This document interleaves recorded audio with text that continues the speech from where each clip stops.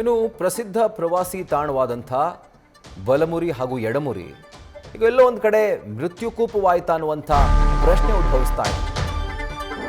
ಯಾಕಂದ್ರೆ ಸಾಲು ಸಾಲು ಸಂಭವಿಸ್ತಾ ಇರುವಂಥ ಸಾವುಗಳು. ಈಗ ಪ್ರವಾಸಿಗರಿಗೆ ನಿರ್ಬಂಧ ವಿಧಿಸಲಾಗಿದೆ. ನಿರ್ಬಂಧ ವಿಧಿಸಿ ಮಂಡ್ಯ ಜಿಲ್ಲಾಡಳಿತ ಆದೇಶ ಹೊರಡಿಸಿದೆ. ಕಳೆದ 2 ತಿಂಗಳಿಂದ ಒಟ್ಟಾರೆಯಾಗಿ 4 ಜನ ಸತ್ತಿದ್ದಾರೆ.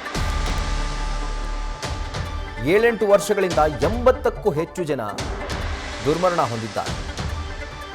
ಸೊ ಈಗ ಪ್ರವಾಸಿಗರಿಗೆ ನಿರ್ಬಂಧವನ್ನು ವಿಧಿಸಲಾಗಿದೆ. ಒಂದು ರೀತಿಯಾಗಿ ಈ ನಂಬರ್ಗಳು ಸೈಲೆಂಟ್ ಆಗಿ ಕಳೆದು ಹೋಗಿದ್ವು. ಅಂದರೆ ಒಂದು ಸಹಜ ಸಾವು, ಕಾಲ್ ಜಾರ್ ಬಿದ್ದಿದ್ದಾರೆ, ಆತ್ಮಹತ್ಯೆ ಮಾಡ್ಕೊಂಡಿದ್ದಾರೆ ಅಂತ. ಬಟ್ ಅಷ್ಟರ ಮಟ್ಟಿಗೆ ದೊಡ್ಡ ಸುದ್ದಿ ಆಗ್ತಾ ಇರಲಿಲ್ಲ. ಬಟ್ ಈಗ ಸ್ಟ್ಯಾಟಿಸ್ಟಿಕ್ಸನ್ನು ನೋಡಿದ್ರೆ, ಆ ನಂಬರ್ಗಳನ್ನು ಗಮನಿಸಿದ್ರೆ ನೋಡಿ, 7-8 ವರ್ಷಗಳಲ್ಲೇ ಸುಮಾರು 80ಕ್ಕೂ ಅಧಿಕ ಜನ ಸಾವನ್ನಪ್ಪಿದ್ದಾರೆ ಈ ಒಂದೇ ಜಾಗದಲ್ಲಿ.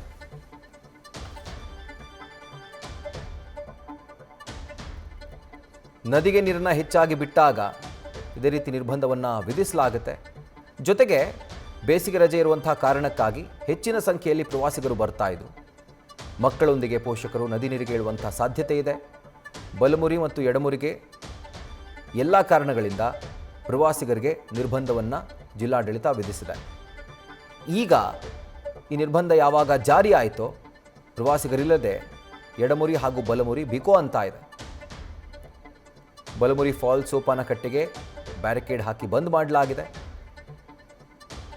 ಮುಖ್ಯ ದ್ವಾರವನ್ನು ಕೂಡ ಬಂದ್ ಮಾಡಲಾಗಿದೆ. ಅಂಗಡಿ ಮುಂಗಟ್ಟುಗಳು ಬಂದ್ ಆಗಿದ್ದಾವೆ. ಹೀಗಾಗಿ ಪ್ರವಾಸಿಗರು ವಾಪಸ್ ಆಗಿದ್ದಾರೆ. ಜೊತೆಗೆ ಬರುವಂಥ ಪ್ರವಾಸಿಗರನ್ನು ವಾಪಸ್ ಕಳಿಸುವಂಥ ಕೆಲಸವನ್ನು ಮಾಡಲಾಗ್ತಾ ಇದೆ.